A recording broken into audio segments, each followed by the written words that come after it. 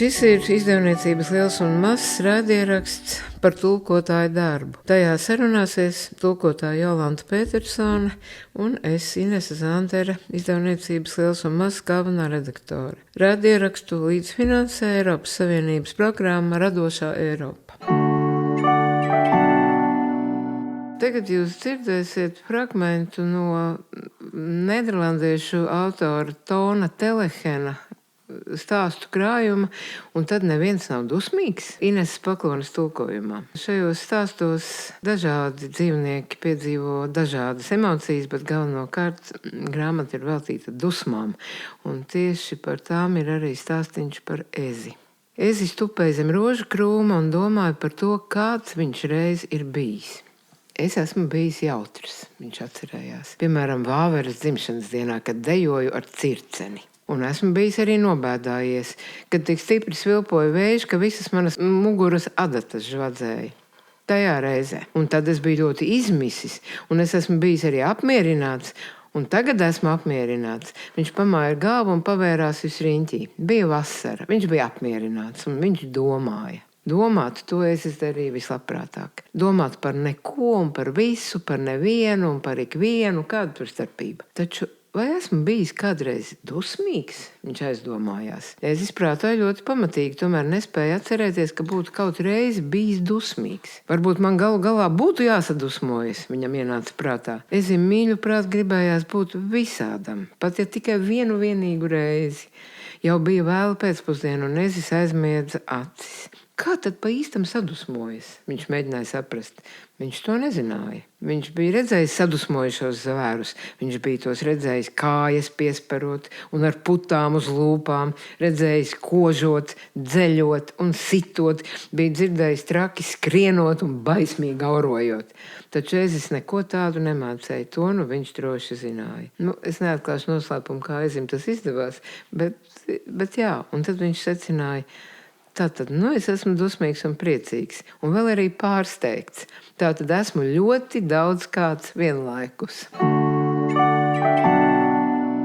Pirmkārt, jūs varbūt ievērojāt, ka es rūpīgi izrunāju autora vārdu, un tas bija Tons. Izlasot šo vārdu uz grāmatas vāka, jums būs pašiem jāsecina teikt Tons, Tons vai Tons. Mans padoms ir vienmēr paskatīties grāmatas pasītē, kur vienmēr ir ierakstīts arī autora vārds un uzvārds oriģināla valodā. Un grāmatas pasīte ir atrodama šīs konkrētās grāmatas gadījumā sākumā, blakus saturrādītājam, bet ir arī ļoti daudz grāmatu, kurās pasīte var būt arī grāmatas beigās. Bet noteikti tā tur ir.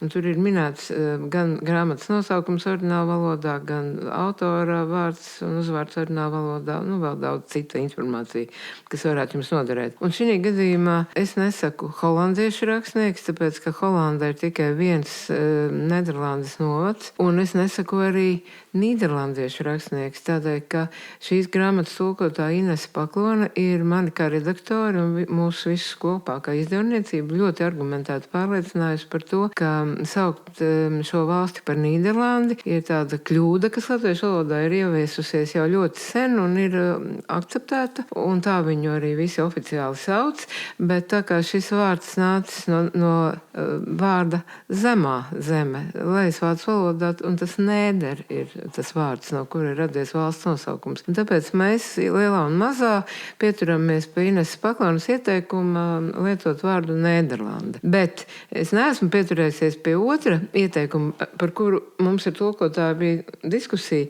jo neviens vien tulkotājs, ka oriģināla valodā priekšā ir svarīgi tas, ka šo vārdu izrunā ar garo o un raksta ar diviem o.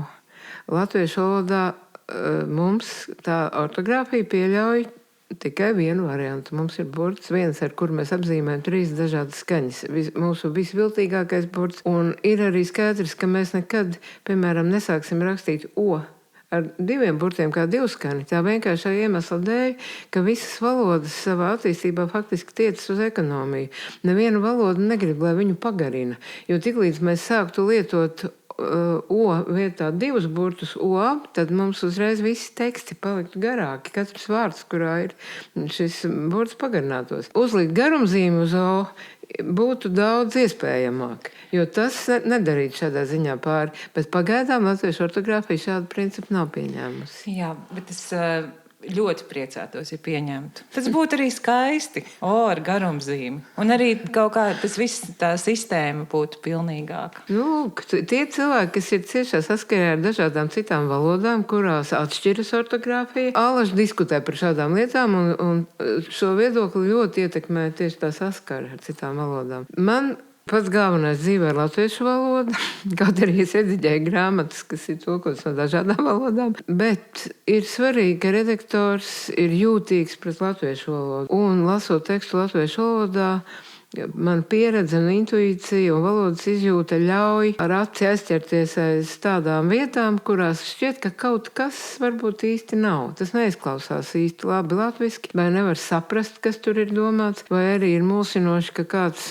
vārds vai frāze lec ārā no kopējā stila. Un tad tas, kas jādara redaktoram, ir vienkārši visas šīs vietas, kur rodas jebkādas šaubas, ir jāpārunā ar tulkotāju. Un jāpārjautā tulkotājam, kā tur īsti ir oriģinālā, kāpēc viņš ir izvēlējies tādu vārdu, ne citu, un kopīgiem spēkiem jānovērš visas iespējamās nepilnības. Un mēs ar Jolantu Petersoni, kas šodien ir mūsu sarunas biedrene, esam jau daudzus suņus citādā veidā apēdušas. Man reizēm liekas, ka varbūt kaut kādā ziņā tas arī ir pluss, ka redaktors nezina to oriģinālu valodu, jo to zinot, man liekas, ka kaut kā tad būtu vēl jānoliek savu zināšanu malā. Savu zināšanu malā, lai nemēģinātu pārtulkot citādi.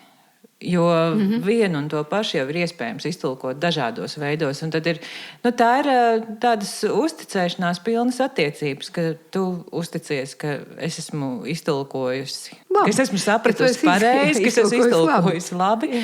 Un es uzticos tavai latviešu valodai. Un tur ir vēl tāds knips, ka tulkotājs, protams, īsts tulkotājs ir tieši tas tulkotājs, kuram ir arī ļoti izcila laba latviešu valoda. Tas jau ir skaidrs. Bet tomēr gadās un gadās arī labiem tulkotājiem tas, ka kaut kādā mērā tulkotājs aiziet tās avotu valodas pavadā. Jo viņš vienkārši tik ļoti lielā mērā ir iekšā tulkodams, teiksim, šī gadījumā no tās nederlandiešu vai tavā gadījumā no zviedru vai dāņu vai norvēģu valodas, ka viņš var ietekmēties un kaut kā nejust, ka tas ir noticis, ja, un ka viņš ir kādu teikumu izveidojis, konstruējis tā, kā to darītu citā valodā, vai izmantojis kādu lietu, kādu piegājienu, kas ir dabisks un normāls tajā valodā, bet varbūt nav tik dabisks un normāls latviešu valodā.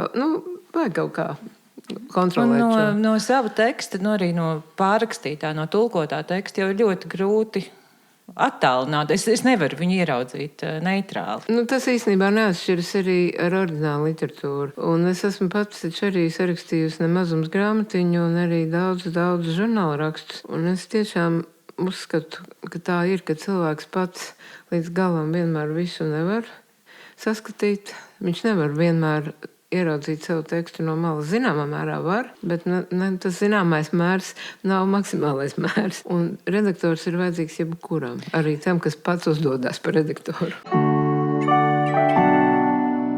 Teicis, nolasīšu nelielu fragmentu no Monija Nilsones grāmatas Caciki un Muterīte. Tas ir 1. septembris, un skolotāja iepazīstas ar bērniem. Skolotāji, Caciki mežonīgi vicināja roku. Jā, Caciki. Vai tu gribi dzirdēt, kāpēc mani sauc Caciki ar C? Viņš no dedzības bija gluži sarkans. Skaidrs, ka gribu, viņa atbildēja. Tik neparasts vārds. Saproti, Muterīte mīlēja grieķu Caciki vairāk par visu pasaulē, tāpēc arī mani tā nosauca. Bet tā kā mani viņa mīlēja 2 reizes stiprāk, es tiku pie 2 vārdiem. Bet viņa to neuzrakstīja grieķu burtiem Caciki. To jūs neredzat grāmatā, bet tas sākās ar T burtu. Varbūt pēc grieķu domām skolā vajadzētu iet viņai, nevis man. Ak, tad tā, noteica skolotāja. Bet Caciki skolā nedrīkst teikt Muterīte. Nedrīkst? Caciki bija pārsteigts. Kāpēc tā? Tāpēc, ka tas ir neglīts vārds, gandrīz lamu vārds. Tādu lieto tikai tie bērni, kuriem nepatīk viņu mamma. Nē, tagad tu joko, Caciki iebilda. Es taču Muterīti mīlu. Un viņa taču pati saka, muterīte. Jā, es tā patiešām saku. No sienas puses, kur stāvēja vecāki, atskanēja muterītes balss. Manuprāt, nav skaistāka vārda par muterīti. Laime, ka muterīte nav kautrīga, jo tagad visi vecāki un bērni pagriezās un blēnza uz viņu. Ko jūs ar to domājat? Ierunājās kāda māma ar spīcu degunu un dusmīgām brillēm. Ja Markus nosauktu mani par muterīti, es nezinu, ko es izdarītu. Tā ir necieņa. Nu gan, atteica muterīte. Tas taču ir atkarīgs no tā, kā to pasaka. Es pati biju tik priecīga, kad Cicikija piedzima, ka nevarēju pateikt neko citu kā vien padomā tik. Es esmu muterīte, padomā, es esmu muterīte. Nav nekā brīnišķīgāka, kā būt muterītei. Vismaz tad, ja esi Cicikija muterīte. Nu, lūk, un ar to muterīti, kas tagad ir nonākusi arī uz grāmatas vāka, jau mums arī bija visādas pārdomas, jo mēs arī kaut kā sākumā, negluži tik traki kā tā skolotāja. Tā jau mēs gluži nereaģējām, bet, tomēr bija jāspriež, kā tad viņu saukt. Kā tur bija ar to oriģinālu valodas vārdu? Oriģinālā ir... Zviedru valodā. Jā, zviedru valodā ir Mursan, kas... Viņi, protams, viņi gluži neatbilst varbūt tam, ko mēs saistam dzirdot latviešu valodā vārdu muterīte, bet tas bija tuvākais, ko es varēju piemeklēt. Tas ir tāds ļoti sadzīvisks, un te mēs arī redzam tajā grāmatā, ka skolotāji saka, ka tas ir gandrīz lamu vārds, ka tas ir kaut kas tik ļoti sadzīvisks. Vismaz žargonu vārds. Jā. Latviešu valodā jau, protams, šeit nāk klāt tas, ka mēs to vārdu muterīte esam aizguvuši no vāciešiem, un mums tādu vārdu ir, kurus mēs apzināmies kā aizgūtas, un plus vēl gūzma tādu, kurus mēs neapzināmies no vācu valodas, ir milzīgs daudzums. Šī gadījumā tam nav nozīmes, ir vienkārši tam sadzīviskumam. Tam sadzīviskumam ir nozīme. Man liekas, ka mums bija arī diskusija par to, kāpēc tieši muterīte. Varbūt var vēl kaut ko, jo muterīte tas ir kaut kas, ko mūsdienu bērni nelieto, bet mans arguments bija, ka tā bija muterīte, tā bija mamma, kura sevi tā nosauca. Un es kaut kā identificējos es domāju par viņu, domājot par sevi apmēram tajā vecumā, kad tas ļoti iedarās. Jo tas bija tas, kā mēs bērni saucām. Mēs lietojām vārdu muterīte. Vispār jau, protams, katram cilvēkam izjūta par to, kā viņš uztver šādus vārdus. Ļoti saistīts ar to, kāda ir bijusi tradīcija, kurā ģimenē. Ja? Protams. Es, piemēram, savu vecmāmiņu mammas māti saucu par veco memmi un tikai par memmi. Un memmīte mums bija. Ja? Un šis vārds likās pilnīgi normāls, kur pretīm manā tuvākajā apkārtnē, turpat kaimiņos, man šķiet, ka neviens bērns nekad tam līdzīgu vārdu nelietoja. Un tā varētu izanalizēt, katrā ģimenē savu tādu vārdu vēsturi. Man bija vecā māma, Latgalē visiem bija babas, tad mana vīram bija tikai omes.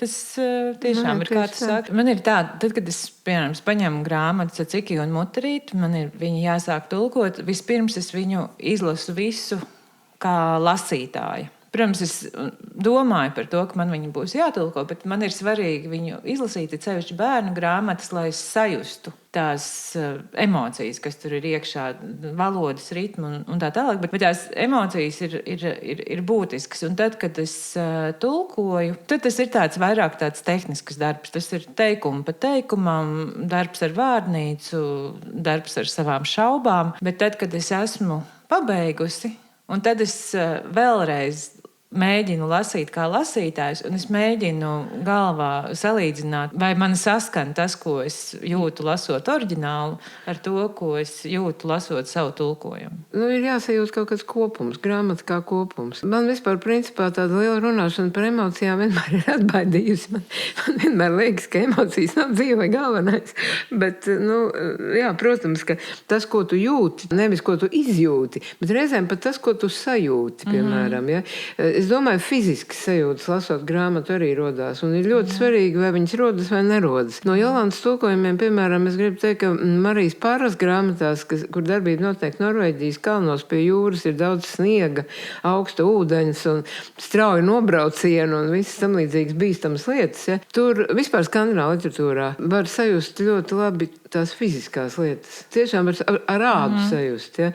Bet tas ir labi, ka tu pieminēji Pāru, jo tieši runājot arī par emocijām. Man Pāru ir bijis tik ļoti priecīgi tulkot. Tāpēc, ka viņi ir kaut kā paver tos vārtus, es tiešām tieku atpakaļ savās bērnības sajūtās. Tas nekas, ka tas ir par Norvēģiju vietām, kas geogrāfiski, reljefā un visādi atšķirās. Tad, kad Toņa brauc no kalna, es braucu vai no savu pirtskalniņa vai saules kalna vienalga. Es arī sajūtu to ātrumu, sirds drab. Varbūt es mazliet pārspīlēju, bet tā tulkojot to, es tiešām ļoti priecīgi padzīvojos bērnībā. Es kaut kad jaunībā drusciņi gāju zviedru valodas kursos, un zviedru valodu es ļoti mīlu par to dziedošo intonāciju. Tur tiešām Norvēģiem arī, jā. Tas ir tas, ka ļoti svarīgi ir tā teikuma intonācija, un es domāju, ka tas ir tas, kāpēc mani ārkārtīgi kaitina mūsdienu jauniešu, tā skaitā manas pašas mazbērnu reizēm lietotās intonācijas latviešu valodā. Tāpēc, ka katrai valodai ir sava intonācija, un katra valoda dzied savā balsī. Un tad, ja tās intonācijas tiek mehāniski pārnestas no kādas citas valodas, tad tā valoda ļoti tiek izkropļota. Parādās, piemēram, kaut kādas jautājuma intonācijas, kuras tagad faktiski klausoties teikumu, ja, tev liekas, ar katru vārdu izrunā it kā jautājot. Jā, tas ir jau kādu laiku. Tas ir jau kādu laiku, bet tas absolūti nav raksturīgs latviešu valodai. Un te ir runa nevis tikai par teikumu konstrukcijām, kādā secībā vārdi tiek izveidot, kā tā konstrukcija tiek veidot, bet tieši par intonāciju. Man bija tāds gadījums, es biju audzinātāja Jūras Vārnas nometnē, un man bija tāda darbnīca par tulkošanu. Bija atnācis puika, kuram bija kādi 10 gadi, un viņš teica, Jolanta, es ļoti gribu iemācīties tulkot. Man bija līdzi grāmata Samsons un Roberto. Man bija gan latviski, gan norvēģiski. Un tad viņš domāja, ka ir tā, ka katrs vārds, kas ir norvēģiski, ka tu vari pielikt pirkstu. Tas ir tas. Un viņš bija ļoti pārsteigts par to, ka atšķirās vārdu kārtība, atšķirās vārdu daudzums, bet viņš ļoti pacietīgi pārrakstīja teikumu pa teikumam, uzrakstīja vienu teikumu norvēģiski, vienu teikumu latviski, un pēc tam vakarā pie ugunskura, tad, kad mēs stāstījām, katram bija jāstāst par to, kas ir labākais, kas noticis dienas laikā, viņš teica, es iztulkoju veselu lapus no norvēģu valodas.